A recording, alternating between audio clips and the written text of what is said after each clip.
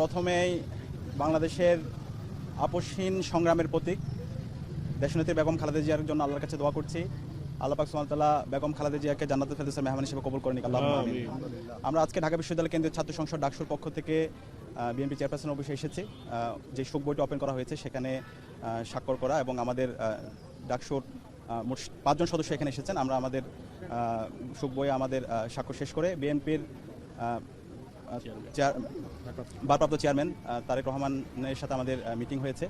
তো ইনি আমাদের ঢাকা বিশ্ববিদ্যালয় কেন্দ্রের ছাত্র সংসদ সহ বাংলাদেশের ছাত্র সমাজের প্রতি কিছু গুরুত্বপূর্ণ পরামর্শ দিয়েছেন। আমরা আমাদের প্রত্যাশা ব্যক্ত করেছি।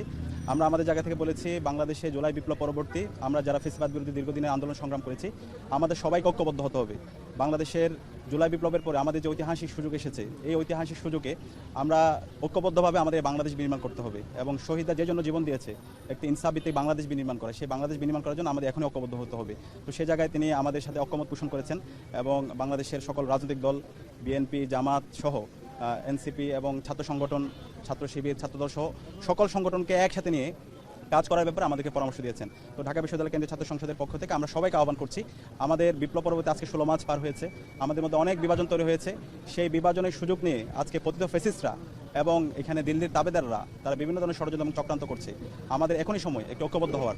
আমরা গত 16 বছরে আমরা ভোট দিতে পারিনি, বাংলাদেশে যারা তরুণ প্রজন্ম আছে তারা ভোট দিতে পারেনি। তো একটি ফ্রি, ফেয়ার, ক্রেডিবল নির্বাচনের জন্য আমাদেরকে ঐক্যবদ্ধ ভূমিকা পালন করতে হবে এবং এই জুলাইয়ের শহীদদের যে স্বপ্ন, সেই স্বপ্নের বাংলাদেশ বিনির্মাণ করার জন্য আমাদেরকে ঐক্যবদ্ধ হতে হবে এবং পতিত ফ্যাসিস্টদের যে বিচার, সেই বিচারের প্রশ্নে আমাদেরকে ঐক্যবদ্ধ হতে হবে। একই সাথে আমাদের যে গত 16 বছরে রাষ্ট্রীয় কাঠামো, সকল প্রতিষ্ঠানগুলোকে যে ভেঙে চুরমার করে দেওয়া হয়েছে, সেই প্রতিষ্ঠানগুলোকে নতুনভাবে বিনির্মাণ করার জন্য, জুলাইয়ের সনদ বাস্তবায়ন করার জন্য এবং এই নির্বাচনে জুলাই সনদের যে গণভোট হবে, সেই গণভোটকে হাক বিজয় করার জন্য আমাদেরকে ঐক্যবদ্ধ হতে হবে। তো আমরা আশা করছি, যেহেতু বাংলাদেশের সকল রাজনৈতিক দল, ছাত্র সংগঠন এবং ফ্যাসিবাদ বিরোধী সকল সংগঠন ঐক্যবদ্ধ হয়েছে, সুতরাং বাংলাদেশ আর কখনো পথ হারাবে না। আর একই সাথে আমাদের এই বাংলাদেশের রাজনীতি হচ্ছে বাংলাদেশপন্থী রাজনীতি, বাংলাদেশকে ধারণ করা, বাংলাদেশের মাটি ও মানুষকে ধারণ করা, দেশের স্বাধীনতা, সার্বভৌমত্ব, অখণ্ডতাকে ধারণ করা, ভারতীয় আধিপত্যবাদের বিরুদ্ধে সবসময় প্রতিবাদ প্রতিরোধ জারি রাখা। যেই রাজনীতি শহীদ জিয়া এবং বেগম জিয়া আমাদেরকে দেখিয়েছেন, সেই রাজনীতি বিনির্মাণ করা হচ্ছে আমাদের আগামীর বাংলাদেশের রাজনীতি। তো সেই বাংলাদেশের রাজনীতি বিনির্মাণ করার জন্য আমরা ঐক্যবদ্ধভাবে লড়াই চালিয়ে যাব। একই সাথে শহীদ ওসমান হাদির বিচারের প্রশ্নে আমরা কথা বলেছি।